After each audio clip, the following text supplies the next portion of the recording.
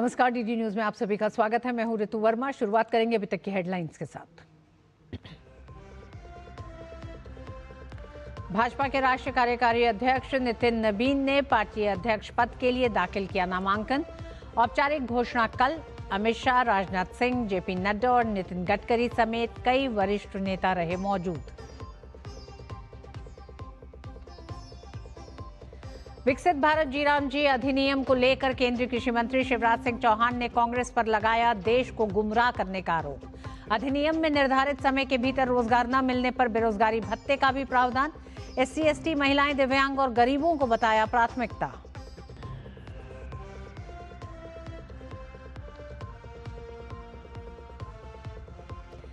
किश्तवाड़ के जंगलों में सुरक्षा बलों और आतंकियों के बीच मुठभेड़। ऑपरेशन त्राशी 1 के दौरान एक जवान शहीद।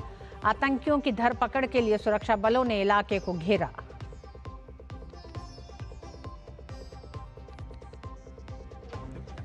विदेश मंत्री डॉक्टर एस जयशंकर की पोलैंड के उप प्रधानमंत्री राडोस्लाव रिकोत्स्की के साथ प्रतिनिधिमंडल स्तर की वार्ता। एस जयशंकर ने रणनीतिक साझेदारी की मजबूती पर दिया जोर। वहीं सिकोर्स्की ने आतंकवाद के खिलाफ भारत के रुख का किया समर्थन। आज से भारत दौरे पर संयुक्त अरब अमीरात के राष्ट्रपति शेख मोहम्मद बिन जायद अल नाहयान। दोनों देशों के बीच रणनीतिक साझेदारी को मिलेगी नई मजबूती।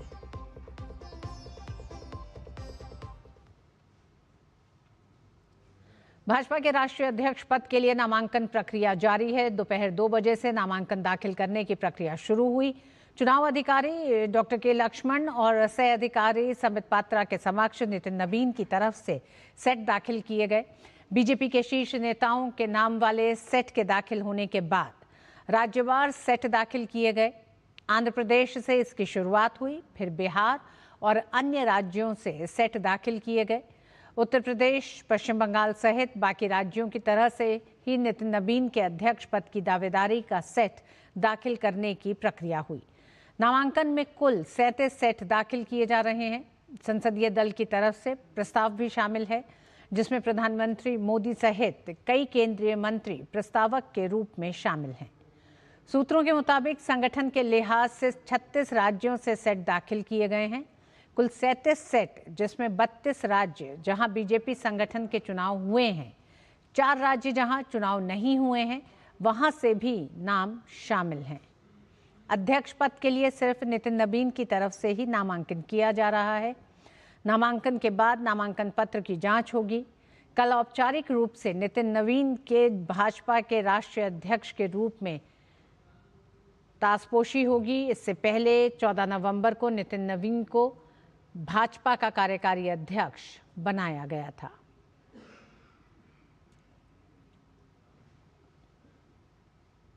केंद्रीय कृषि और ग्रामीण विकास मंत्री शिवराज सिंह चौहान ने कहा कि पीएम मोदी के नेतृत्व में 25 करोड़ लोग गरीबी से बाहर आए। जी राम जी कानून पर प्रेस वार्ता कर केंद्रीय मंत्री शिवराज सिंह ने कांग्रेस पर निशाना साधा। उन्होंने कहा कि कांग्रेस सोशल मीडिया पर एआई के जरिए झूठ फैला रही है और देश को भ्रमित और गुमराह कर रही है। ऑल इंडिया कांग्रेस कमेटी ने सोशल मीडिया में ये चिट्ठी डाली है। इसमें सिग्नेचर हैं कांग्रेस के अध्यक्ष मल्लिकार्जुन खड़गे जी के और नेता प्रतिपक्ष श्री राहुल गांधी जी के। ये पूरा झूठ का, फरेब का प्रमाण है कांग्रेस के। सच बात ये, कांग्रेस ने अपना आइडिया, आइडियोलॉजी और आइडियल तीनों छोड़ दिए। केंद्रीय मंत्री शिवराज सिंह ने कहा कि विकसित भारत जी राम जी कानून से 100 दिन के बजाय अब 125 दिन के काम की गारंटी मिलेगी। मैं आज आरोप लगा रहा हूं, राहुल गांधी जी, मल्लिकार्जुन खड़गे जी, आपने अधिकार दिया था लेकिन केवल कागजी अधिकार। उन्होंने कहा कि मनरेगा से 10 करोड़ संपत्तियां बनी, उनमें से 8.5 करोड़ हमने बनाई। केंद्रीय मंत्री शिवराज सिंह ने कहा, कानून में प्रावधान किया गया है, प्राथमिकताएं तय की गई हैं। SC, ST, महिलाएं, दिव्यांग और गरीब सरकार की प्राथमिकता है और इन्हें रोजगार देना हमारी प्रतिबद्धता है। एक बात और कह रहे थे, SC, ST को, महिलाओं को नुकसान होगा। मैं फिर दोनों नेताओं से कहना चाहता हूं कि सरेआम तो भ्रम मत फैलाओ। इसमें प्रावधान किया गया है, प्राथमिकताएं तय की गई है। पहले SC, ST, महिलाएं, बहनें हमारी, दिव्यांग और गरीब, ये हमारी प्राथमिकता है और इनको रोजगार वचनबद्धता है। पोलैंड के उप प्रधानमंत्री और विदेश मंत्री रादोस्लाव सिकोर्स्की ने आज नई दिल्ली में विदेश मंत्री डॉक्टर एस जयशंकर से मुलाकात की। इस दौरान द्विपक्षीय हितों, रणनीतिक साझेदारी और संबंधों को और मजबूत बनाने पर चर्चा की गई।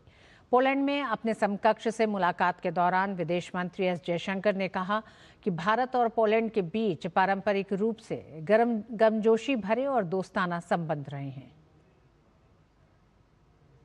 India and Poland have traditionally enjoyed warm and friendly ties. In recent years, it's been marked by high-level political exchanges and vibrant economic and people-to-people ties. We would review the Action Plan 2024-28, through which we seek to realize the full potential of our strategic partnership. We will also discuss ways to take forward our cooperation in trade and investment, defense and security, clean technologies and digital innovation. इस मुलाकात के दौरान विदेश मंत्री S Jaishankar ने भारत और Poland के बीच मजबूत व्यापारिक रिश्तों पर भी प्रकाश डाला। उन्होंने बताया कि पिछले 10 सालों में इसमें 200% की बढ़ोतरी हुई है। Our bilateral trade, I believe, stands at about $7 billion, having registered a growth of almost 200% in the past decade. Indian investment in Poland has surpassed $3 billion, creating a number of job opportunities for Poles. India's strong economic growth, size of its market, and pro-investment policies provide immense opportunity for Polish businesses. विदेश मंत्री S Jaishankar ने Poland के deputy PM से साफ शब्दों में आतंकवाद के प्रति जीरो टॉलरेंस अपनाने का आग्रह भी किया। उन्होंने कहा कि पोलैंड को पाकिस्तान में आतंकी ढांचे को बढ़ावा देने में मदद करने से बचना चाहिए। You are no stranger to our region and are more than familiar with the long-standing challenges of cross-border terrorism. Poland should display zero tolerance for terrorism and not help fuel the terrorist infrastructure in our neighborhood. वहीं Poland के उप प्रधानमंत्री Radoslaw Sikorski ने अपने भारत दौरे पर खुशी जाहिर की। उन्होंने उम्मीद जताई कि भारत यूरोपियन यूनियन संग रिश्ता कायम रखने को लेकर गंभीर है। I was very glad to be able to discuss with you in Paris the state of affairs in the format of Weimar Triangle Plus, and we are hoping that India will continue to stay engaged in Europe. We've noticed that you are establishing embassies everywhere in Europe, which means that you are serious about relations with the European Union. Andhra Pradesh के मुख्यमंत्री N Chandrababu Naidu ने Zurich में असम के मुख्यमंत्री हेमंत बिस्वा शर्मा से मुलाकात की। चंद्रबाबू नायडू ने सोशल मीडिया पर तस्वीर साझा करते हुए हेमंत बिस्वा शर्मा को बधाई दी और उनके भविष्य की सफलता की कामना की। असम के मुख्यमंत्री हेमंत बिस्वा शर्मा स्विट्जरलैंड में वर्ल्ड इकोनॉमिक फोरम की सालाना बैठक में हिस्सा लेने वाले असम के पहले मुख्यमंत्री बने हैं। आर्थिक मोर्चे पर अच्छी खबर, वित्त वर्ष 2026 में भारत की अर्थव्यवस्था को तेज रफ्तार मिलने की उम्मीद है। रेटिंग एजेंसी मूडीज ने अनुमान जताया है कि 2025-26 में देश की आर्थिक वृद्धि दर 7.3% रह सकती है, जो पिछले वित्त वर्ष में 6.5% थी। मूडीज के मुताबिक मजबूत आर्थिक विकास से लोगों की औसत आय बढ़ेगी और बीमा की मांग में भी तेजी आएगी। डिजिटलीकरण, टैक्स सुधार और सरकारी बीमा क्षेत्र में प्रस्तावित बदलावों से बीमा कंपनियों की प्रीमियम आय लगातार बढ़ने की संभावना है। रिपोर्ट में बताया गया है कि अप्रैल से नवंबर के बीच कुल बीमा प्रीमियम आय 17% बढ़कर 10.9 लाख करोड़ रुपए पहुंच गई। स्वास्थ्य बीमा प्रीमियम में 14% और जीवन बीमा के नए कारोबार में 20% की बढ़ोतरी दर्ज की गई। मूडीज का कहना है कि डिजिटल प्लेटफॉर्म से बीमा उत्पाद आम लोगों के लिए ज़्यादा आसान हुए हैं। साथ ही सरकारी बीमा कंपनियों के विलय, निजीकरण और एफडीआई सीमा को 74% से बढ़ाकर 100% किए जाने से इस सेक्टर को और मजबूती मिलेगी। National aluminium company limited NALCO ने वित्त वर्ष 2024-25 में अब तक का सर्वश्रेष्ठ वित्तीय प्रदर्शन दर्ज किया है। कंपनी का राजस्व 16,788 करोड़ तक पहुंच गया है, जबकि कर पश्चात लाभ यानी पीएटी बढ़कर 5,325 करोड़ रुपए हो गया। इसके अलावा वित्त वर्ष 2025-26 की पहली छमाही में भी कंपनी ने पिछले वर्ष की तुलना में अब अधिक राजस्व और लाभप्रदता के साथ बेहतर प्रदर्शन किया है। नाल्को प्रमुख क्षमता विस्तार परियोजनाओं में निवेश कर रही है।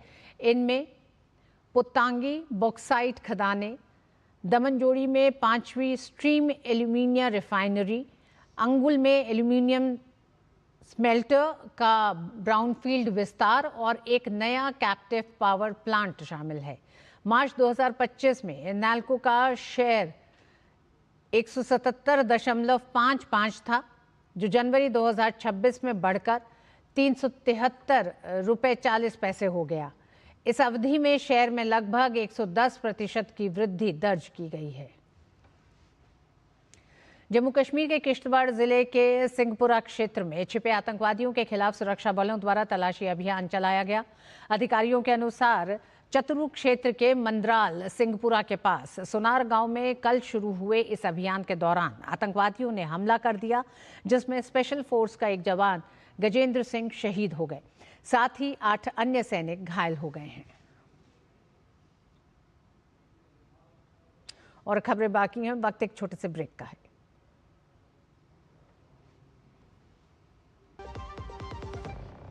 टिंग टिंग, आपके लिए एक फेस्टिवल ऑफर है। क्यूआर कोड स्कैन करो, यूपीआई पिन डालो और 10,000 रुपए आपके बैंक अकाउंट में। पिन डालूंगा तो पैसा खट से आएगा नहीं, झट से कट जाएगा। मैं मूर्ख नहीं हूँ। आलिया, यूपीआई कहता है यूपीआई पिन पैसे भेजने के लिए होता है, पाने के लिए नहीं। इस बात को याद रखें और कहें, मैं मूर्ख नहीं।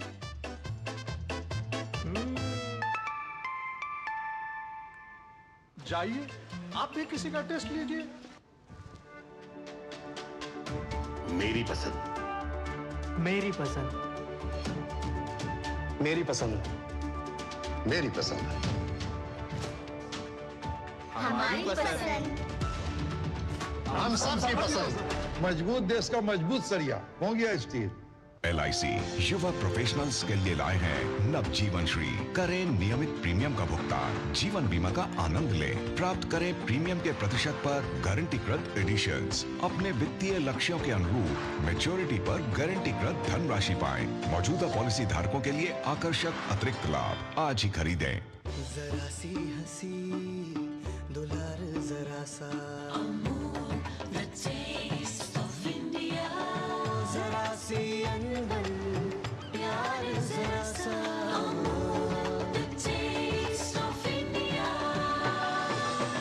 यही तो अमूल है स्वाद इंडिया का, यही तो अमूल है।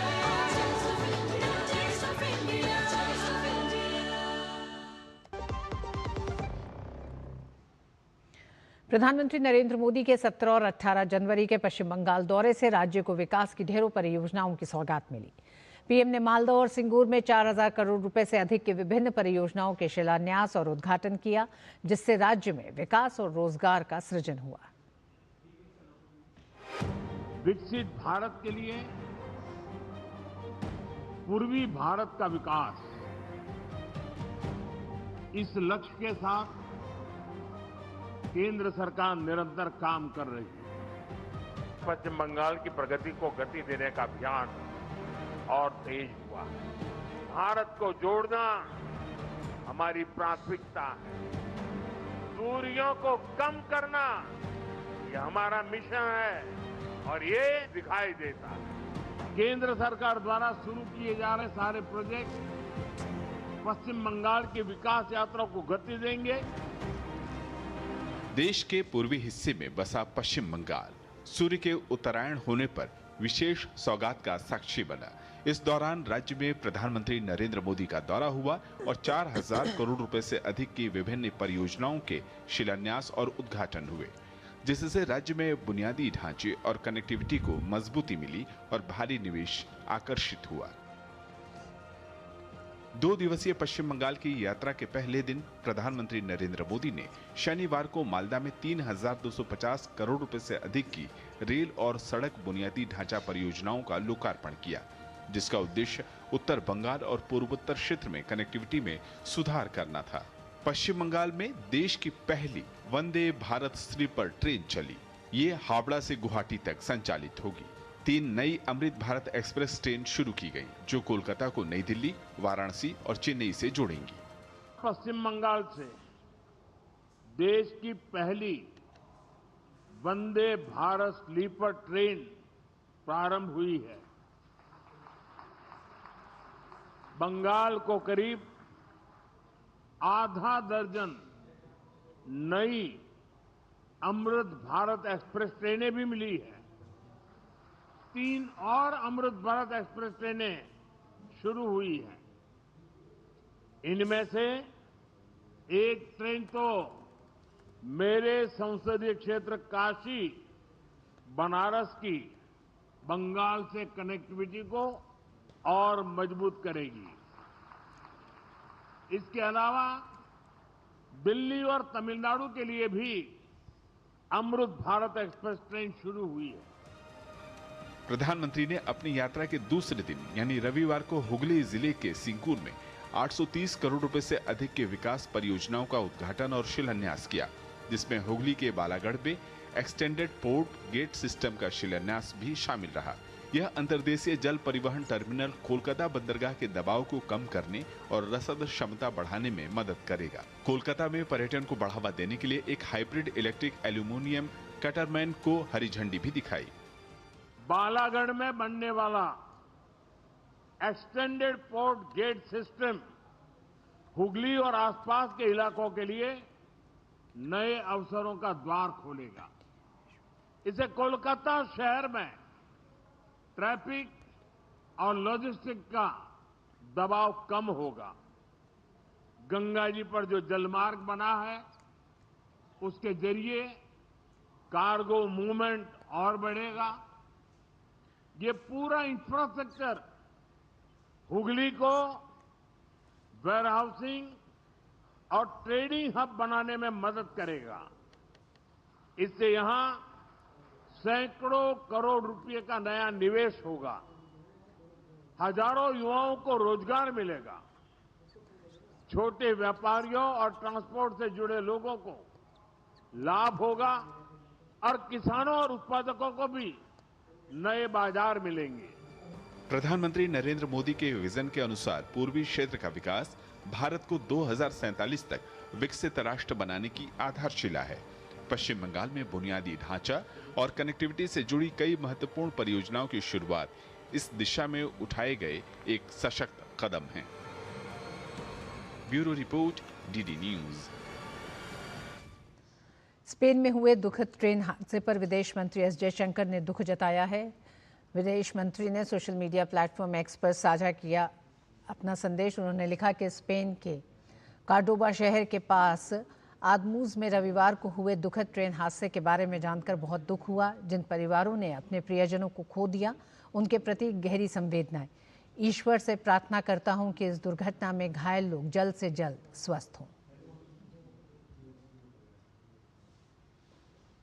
उत्तर प्रदेश की राजधानी लखनऊ में चौथी बार पीठासीन अधिकारियों का अखिल भारतीय सम्मेलन आयोजित हो रहा है। 86वें अखिल भारतीय पीठासीन अधिकारी सम्मेलन में 28 राज्यों, 3 केंद्र शासित प्रदेशों की विधानसभाओं और 6 विधान परिषदों के पीठासीन अधिकारियों की सहभागिता होगी। लोकसभा अध्यक्ष ओम बिरला AIPOC के उद्घाटन सत्र को संबोधित करेंगे। सम्मेलन में लोकतांत्रिक संस्थाओं के सुदृढ़ीकरण पर मंथन होगा। AIPOC के पूर्ण सत्रों में विधायी प्रक्रियाओं में तकनीक, विधायकों का क्षमता निर्माण और विधायिका की जवाबदेही पर भी चर्चा होगी। इसके साथ ही सशक्त विधायिका समृद्ध राष्ट्र के संकल्प के साथ लखनऊ में राष्ट्रीय स्तर का संसदीय मंथन होगा। सम्मेलन का उद्घाटन उत्तर प्रदेश की राज्यपाल आनंदीबेन पटेल करेंगी। उद्घाटन सत्र में उत्तर प्रदेश के मुख्यमंत्री योगी आदित्यनाथ भी मौजूद रहेंगे। लोकसभा अध्यक्ष ओम बिरला सम्मेलन के समापन समारोह को भी संबोधित करेंगे। केंद्रीय विद्युत मंत्री मनोहर लाल ने आज नई दिल्ली में IIT दिल्ली, केंद्रीय विद्युत विनियामक आयोग और ग्रिड इंडिया के सेंटर ऑफ एक्सीलेंस का उद्घाटन किया। ये सेंटर ऑफ एक्सीलेंस ऊर्जा क्षेत्र में विनियमन से जुड़े मामलों को देखेगा। विद्युत मंत्री ने इस मौके पर कहा कि वर्ष 2024-25 में देश के सभी डिस्कॉम में कुल मिलाकर 2700 करोड़ रुपए का मुनाफा देखने को मिला है। उन्होंने कहा कि वर्ष 2013-14 से डिस्कॉम लगातार घाटे में चल रहे थे, लेकिन पिछले साल ये मुनाफे में आ गए, जो एक बड़ी उपलब्धि है। विद्युत मंत्री ने साथ ही कहा कि संसद के आगामी बजट सत्र में विद्युत अधिनियम में संशोधन से जुड़ा विधेयक पेश किया जाएगा। अब हमारे सब डिस्कॉम्स का मिला करके लगे 50 के लगभग डिस्कॉम्स हैं, उसमें अभी भी कुछ घाटे में है, लेकिन ओवरऑल अब 2700 करोड़ रुपए का लाभ हुआ है, जो पिछले साल यानी 23-24 में जो 25,000 करोड़ रुपए के घाटे में था। अभी हम अगले बजट सेशन में इलेक्ट्रिसिटी जो एक्ट है उसमें एक अमेंडमेंट ला रहे हैं। उस अमेंडमेंट में कुछ बंधन और हो जाएंगे उनके ऊपर, ताकि घाटे की ओर न बढ़ें, साथ साथ डिस्कॉम्स को पैसा पूरा मिलता रहे और वो जो घाटे के जितने इश्यूज हैं उसमें एक प्रकार से सस्पेंडमेंट के माध्यम से ठीक करेंगे। 19 जनवरी को सुबह 11:51 पर लेह लद्दाख में 5.7 तीव्रता का भूकंप आया। भूकंप का केंद्र धरती से 171 किलोमीटर नीचे था। भूकंप के झटके जम्मू कश्मीर, POK और पड़ोसी क्षेत्रों में भी महसूस किए गए। राष्ट्रीय भूकंप विज्ञान केंद्र ने अलर्ट जारी किया है। अभी तक किसी के हताहत होने की कोई खबर नहीं है। एशियाई खेलों के गोल्ड मेडलिस्ट अखिल श्योरान को भरोसा है कि निशानेबाजी के खेल में लीग का आना इस खेल को देश में एक नई ऊर्जा देगा। इसके साथ ही उन्होंने कहा कि जिस तरह से आज जमीनी स्तर पर युवाओं को खेल से जोड़ा जा रहा है, उसके बेहतर नतीजे न सिर्फ निशानेबाजी में बल्कि बाकी खेलों में भी देखने को मिलेंगे। निशानेबाज अखिल श्योरान से खास बात की हमारे संवाददाता गौरव कुमार ने। शूटिंग लीग ऑफ इंडिया की शुरुआत तो वैसे फरवरी में होनी है, लेकिन इसको लेकर के सरगर्मियां तेज हो गई हैं और इस वक्त हमारे साथ भारतीय निशानेबाज अखिल सिंह श्योरान है, जो कि एशियन गेम के गोल्ड मेडलिस्ट भी हैं। अखिल, किस तरह से देखते हैं इस पूरी लीग को और साथ ही साथ इस लीग के आने के बाद से क्या एक बदलाव जो है वो निशानेबाजी, भारतीय निशानेबाजी को देखने को मिलेगा? आई थिंक ये जो एक लीग होने वाली है, ये एक बहुत ही अच्छा प्लेटफॉर्म है। शूटिंग जो एक खेल है वो एक नॉर्मल पब्लिक तक पहुंचने के लिए, क्योंकि अभी तक कोई ऐसा एक प्लेटफॉर्म नहीं था जहां पे नॉर्मल पब्लिक इस स्पोर्ट्स के साथ जुड़ सकती थी, इसको समझ सकती थी कि ये क्या है, किस तरीके से खेला जाता है, कौन कौन लोग होते हैं। आई थिंक ये जो अभी प्लेटफॉर्म है, ये उस तरीके का एक प्लेटफॉर्म बन सकता है जो ऑडियंस के साथ कनेक्ट करेगा। और सिर्फ ऑडियंस ही नहीं, जो हमारे खिलाड़ी हैं उनको भी एक प्लेटफॉर्म मिलेगा, जो एक नॉर्मल जनता उनको भी जान पाएगी, उनके भी फ़ैन बन सकते हैं। बिकॉज अभी तक हम देख पाते हैं बाकी खेलों में एथलीट्स के फ़ैन हैं, बट शूटिंग के क्योंकि वो ज़्यादा पॉपुलर नहीं है, उतना अच्छे से बन नहीं पा रहा है। आई थिंक शूटिंग लीग वो सब चीज़ें पॉसिबल कर पाएगा। इंडियन शूटिंग को देखें और इंडियन शूटर्स को देखें तो लगातार चाहे ओलंपिक हो, चाहे एशियन गेम्स हो, चाहे किसी भी लेवल की जो प्रतियोगिता हो, उसमें निशानेबाजी से एक मेडल जो है वो कहीं ना कहीं सामने देखने को मिलता है। तो क्या एक बड़ी वजह मानते हैं कि ग्रास रूट लेवल पे क्या वो एक चेंज जो है वो देखने को मिल रहा है? ये एक चेंज लेके आने वाला है हमारे खेल के लिए भी, क्योंकि मेडल्स तो जीतते रहे हैं, वो कुछ दिनों के लिए न्यूज़ की एक हेडलाइन बन जाता है।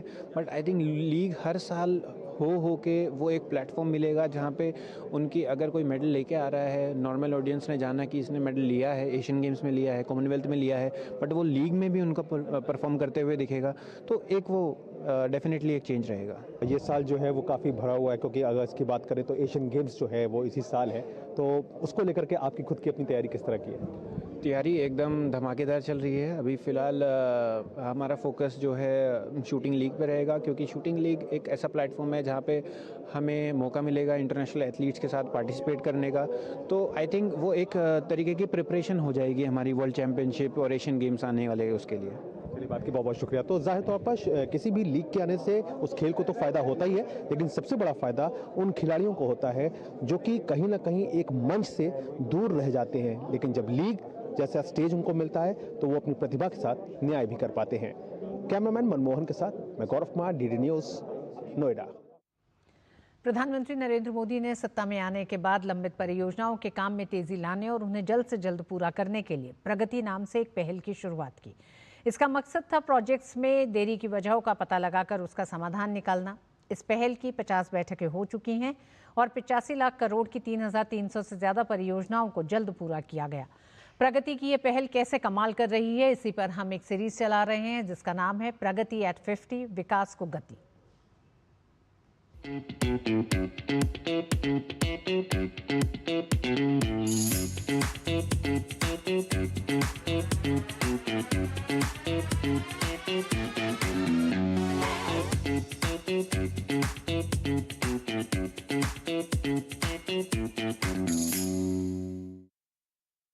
तेलंगाना की राजधानी हैदराबाद को आधुनिक शहरी परिवहन की नई पहचान देने वाला हैदराबाद मेट्रो रेल प्रोजेक्ट आज देश के सबसे सफल पब्लिक प्राइवेट पार्टनरशिप मॉडलों में से एक माना जाता है। प्रधानमंत्री नरेंद्र मोदी के नेतृत्व में प्रगति मंच के माध्यम से समय समय पर लिए गए अहम निर्णयों ने इस महत्वाकांक्षी परियोजना को गति देने और समय पर आगे बढ़ाने में निर्णायक भूमिका निभाई है। देखिए हमारी ये खास रिपोर्ट। तेजी से बढ़ती आबादी और बढ़ते ट्रैफिक दबाव को देखते हुए हैदराबाद मेट्रो की परिकल्पना एक सुरक्षित, तेज और पर्यावरण के अनुकूल शहरी परिवहन प्रणाली के रूप में की गई थी। वर्ष 2012 में शुरू हुई ये परियोजना L&T metro rail Hyderabad limited द्वारा पब्लिक प्राइवेट पार्टनरशिप मॉडल पर विकसित की गई। करीब 18,975 करोड़ रुपए की लागत से तैयार ये मेट्रो आज 3 प्रमुख कॉरिडोर को जोड़ती है। इसमें पहला है मियापुर से एलबी नगर, दूसरा JBS परेड ग्राउंड से फलकनुमा तक और तीसरा नागोल से रायदुर्ग तक। परियोजना के क्रियान्वयन के दौरान भूमि अधिग्रहण, बिजली टैरिफ, वित्तीय और नियामकीय अड़चनों जैसी कई चुनौतियां सामने आई। इन मुद्दों की समीक्षा 30 दिसंबर 2015 को प्रधानमंत्री की अध्यक्षता में प्रगति बैठक में की गई। इसके बाद केंद्र और राज्य सरकारों के बीच बेहतर समन्वय स्थापित हुआ और प्रशासनिक व संस्थागत बाधाओं को दूर करने के लिए समयबद्ध निर्देश जारी किए गए। जो ओल्ड सिटी का जो प्रोजेक्ट है वो फर्स्ट फेज का है, कंटिन्यूएशन प्रोजेक्ट है, मगर वो नहीं कर पा सकते। बाद में जब सरकार ने आगे आए, हम ये प्रोजेक्ट को लैंड एक्वायर करने के लिए जब मेट्रो MD ने हमको रिक्वेशन दिया, हम ओल्ड सिटी को, जो भी हैदराबाद का ओरिजिनल सिटी है, वो ओरिजिनल सिटी को हम वहाँ मेट्रो लाइन लाने के लिए वो नोटिफिकेशन दे के उधर गए हम। प्रगति मंच के तहत विशेष रूप से बिजली टैरिफ से जुड़े मुद्दे को प्राथमिकता दी गई। तेलंगाना सरकार ने संबंधित विद्युत विभागों और नियामक संस्थाओं के साथ लगातार समन्वय किया, जिससे मेट्रो संचालन के लिए व्यावहारिक और टिकाऊ टैरिफ ढांचा तैयार हो सका। इन प्रयासों से मेट्रो के कमीशनिंग और संचालन में आने वाली बड़ी रुकावटें दूर हुई। मैं ऐसे जनरली ज़्यादातर मेट्रो यूज़ करती हूँ। मेट्रो के बारे में भी हम लोग अभी डिस्कस कर रहे थे। मेट्रो होना कितना सुविधाजनक है हमारे लिए। कहीं भी जाने के लिए आप इमीडिएट पहुँच सकते हो और ट्रैफिक से भी बच सकते हो। आज हैदराबाद मेट्रो ने न केवल यात्रा समय को कम किया है, बल्कि निजी वाहनों पर निर्भरता घटाकर प्रदूषण नियंत्रण में भी अहम योगदान दिया है। मेट्रो के माध्यम से हर साल लगभग 184 मिलियन लीटर ईंधन की बचत हो रही है और करीब 424 मिलियन किलोग्राम कार्बन डाइऑक्साइड उत्सर्जन में कमी आ रही है। परियोजना के तहत 9.35 मेगावाट सोलर क्षमता स्थापित की गई है और सभी 57 स्टेशन IGBC प्रमाणित हैं। कुल मिलाकर हैदराबाद मेट्रो शहरी परिवहन के क्षेत्र में प्रगति मंच की सफलता का सशक्त उदाहरण बन चुकी है। ये परियोजना आने वाले वर्षों में हैदराबाद के विकास को और गति देगी।